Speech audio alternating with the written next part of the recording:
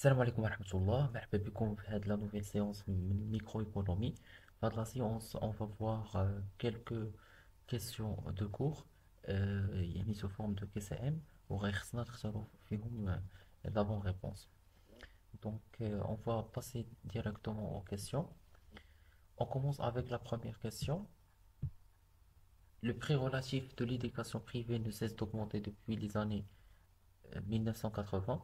Or, les familles qui envoient leurs enfants dans l'éducation privée ne cessent d'augmenter. Cette observation contredit la loi de la demande. Est-ce que ça c'est vrai? Il est A, vrai car l'effet de prix domine sur l'effet revenu. A ou le B, fausse car l'effet revenu domine sur l'effet prix. A ou le incertain car les deux effets ont des effets ambigus sur la demande. Donc normalement, fait la question, la formulation il est vrai. Pourquoi? Parce que إذا كان هذاك le revenu ديال l'éducation privée كيتزاد يعني il augmente و le nombre ديال les familles qui صيفطوا les enfants ديالهم في l'éducation privée هو كيتزاد même si يعني le prix augmente. donc cela كيأكد على أنه راه l'effet prix domine sur l'effet revenu. Donc il y a la réponse A. Donc on dit que la préférence pour l'éducation privée, voilà, malgré كاع يعني le coût élevé de cette éducation, alors il domine على l'effet revenu, يعني la capacité des familles à payer.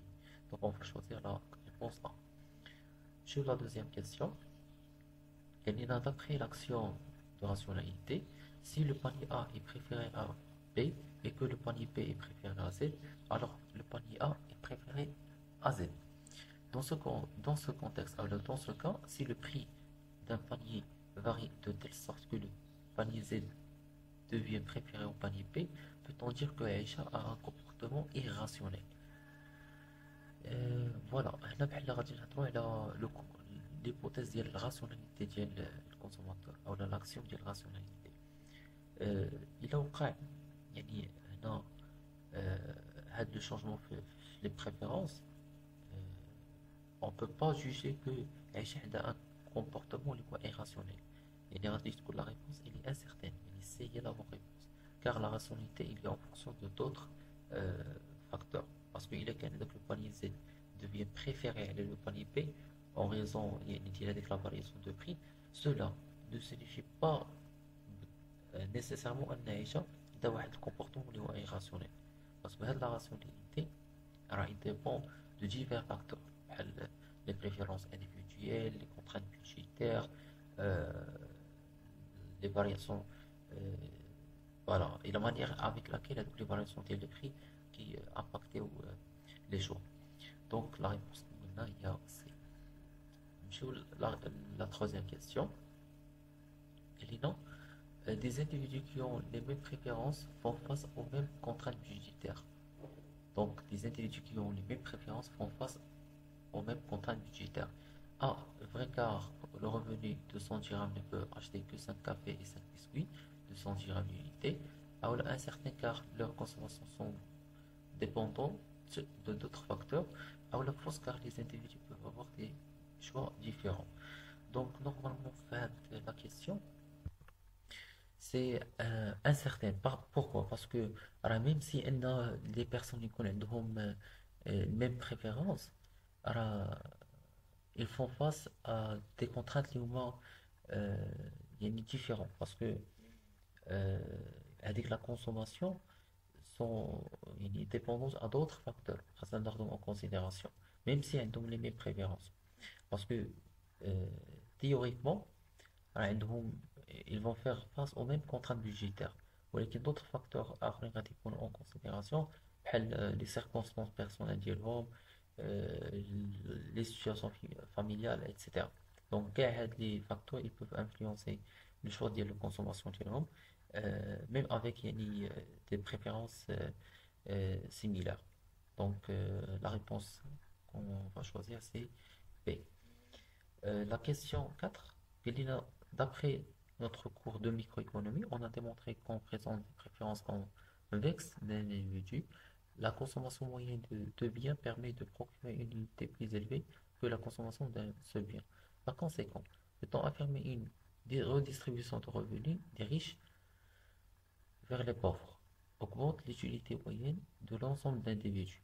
Est-ce que c'est vrai car l'utilité euh, globale augmente, ou là incertain car l'utilité élevée moyenne dépend des utilités individuelles, ou là c'est fausse parce que ou là, car la diminution de l'utilité de l'un n'est pas compensée par l'augmentation de l'autre.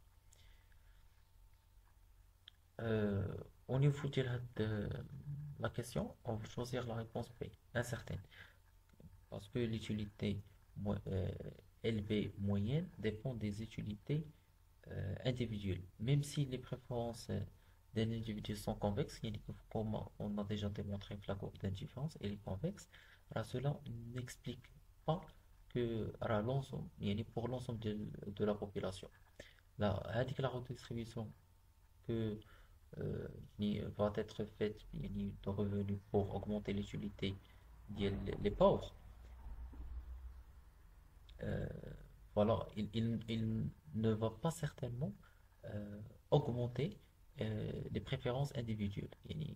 Euh, Parce que cela dépend de la façon avec laquelle les ressources, les consommateurs, ils sont répartis. Et l'effet sur l'utilité moyenne de l'ensemble de la population il dépend de la manière avec laquelle la redistribution elle va affecter les utilités individuelles, les pauvres et les riches.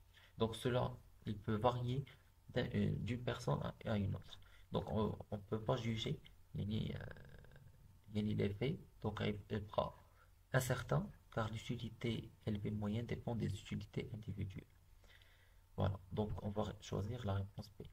Je vous la question 5. Il dit non, les courbes d'indifférence de coupe de glace correspondent à des courbes d'indifférence où les deux biens x, y ont la même valeur, B monotone et convexe, ou bien où la valeur du bien y égale à 0.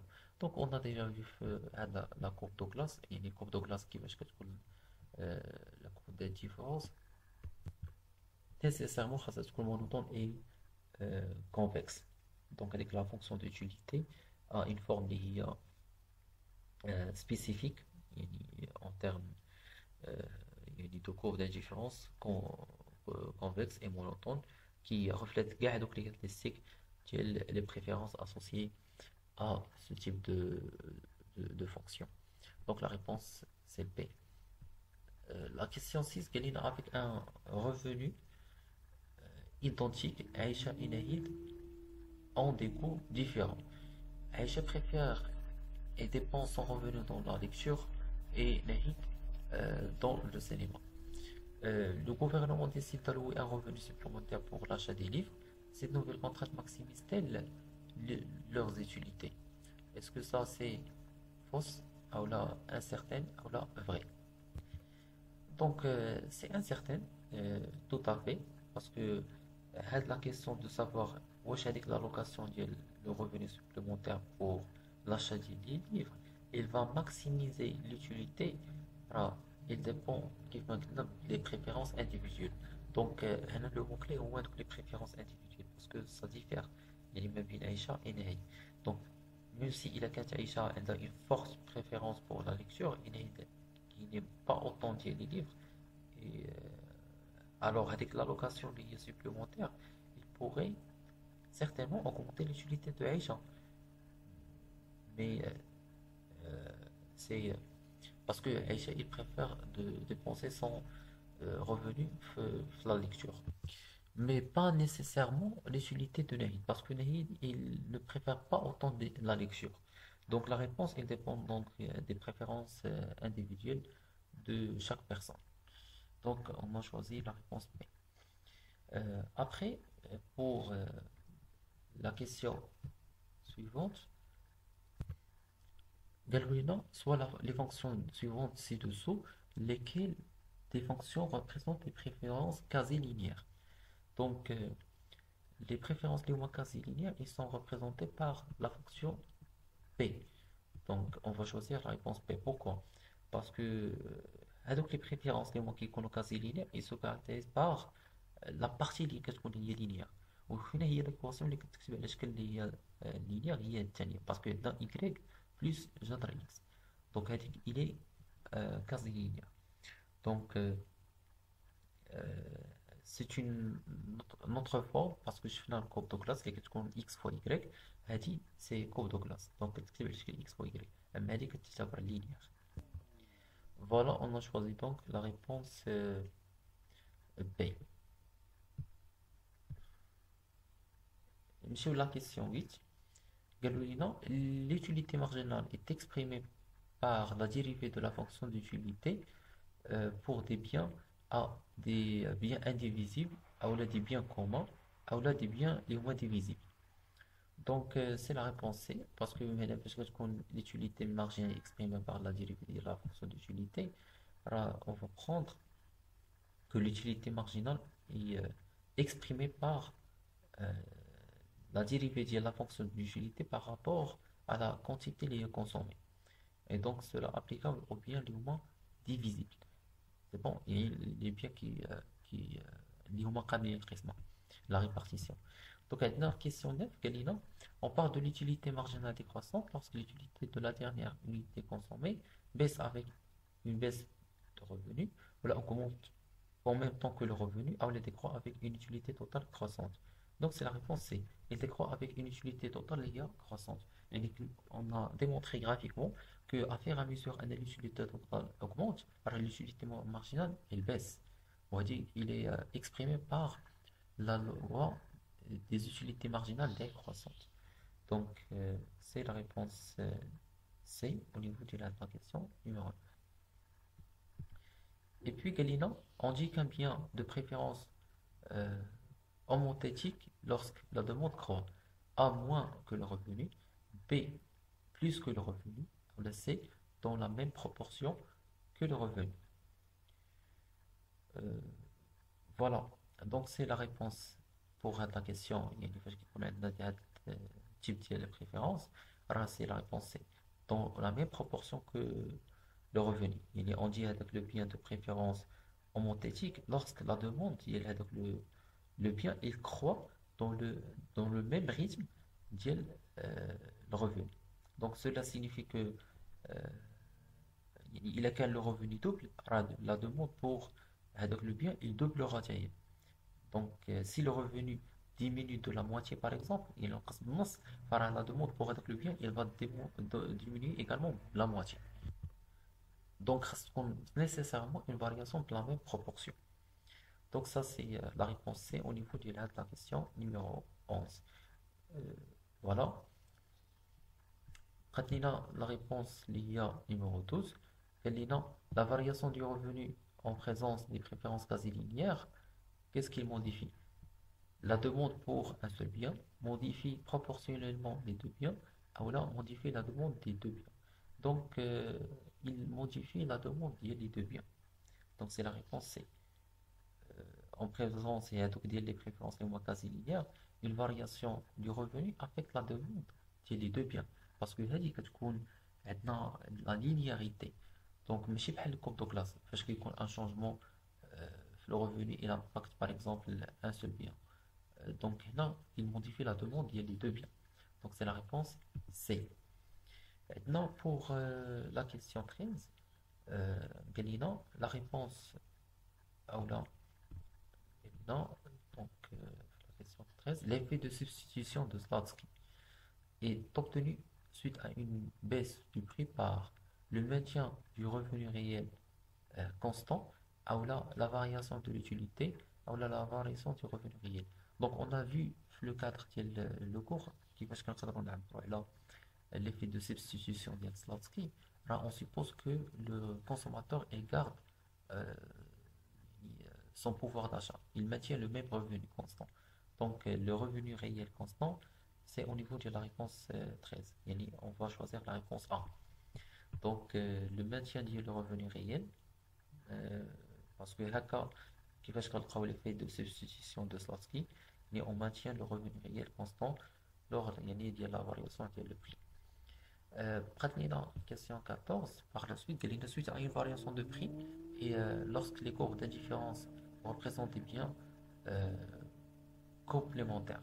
Et suite à une variation de prix, et lorsque les courbes d'indifférence représentent des biens complémentaires, l'effet de substitution qui est nul, ou là qui est positif, ou là qui est négatif. Donc, il est quand la variation de prix, le cas ديال يعني les courbes d'indifférence et représentent des biens complémentaires par l'effet de substitution qui est négatif. Voilà, parce que lorsque les biens ils sont complémentaires, la variation de prix, elle entraîne généralement un effet de substitution négatif. Pourquoi? Parce que lorsqu'on baisse le prix d'un bien complémentaire, on augmente la demande du bien dont le prix il a baissé. Et par la suite, la demande il baisse le bien complémentaire. Donc on va choisir la réponse déjà 5. Voilà. La question 15, lorsque les courbes d'indifférence des biens complémentaires, ou bien les courbes d'indifférence représentent des biens complémentaires, la courbe de la demande A compensée de x et une droite verticale, ordinaire plutôt et à pente négative, ou là ordinaire et à pente positive. Donc là la réponse correcte c'est A. Et lorsque la courbe d'indifférence représente des biens complémentaires, la courbe de demande compensée de x et c'est une droite linéaire verticale. Parce que les courbes d'indifférence, quand elles représentent des biens complémentaires, alors la demande il est compensée de x et une droite linéaire verticale. Donc on doit choisir la réponse A. Donc ça c'est tout ce qui concerne le cas bien sûr que c'est M qu'on a travaillé. On a vu la réponse elle a l'ensemble des questions. Donc on va voir d'autres cas les séances à venir Inch'Allah. On va travailler des examens moins pratiques pour bien sûr avoir une idée là comment on fait les calculs, comment on doit choisir les réponses, il a qu'un dire que c'est et comment on doit trouver les bonnes réponses, il a qu'un examen classique. Donc je vous souhaite un très bon courage et à la prochaine séance Inch'Allah.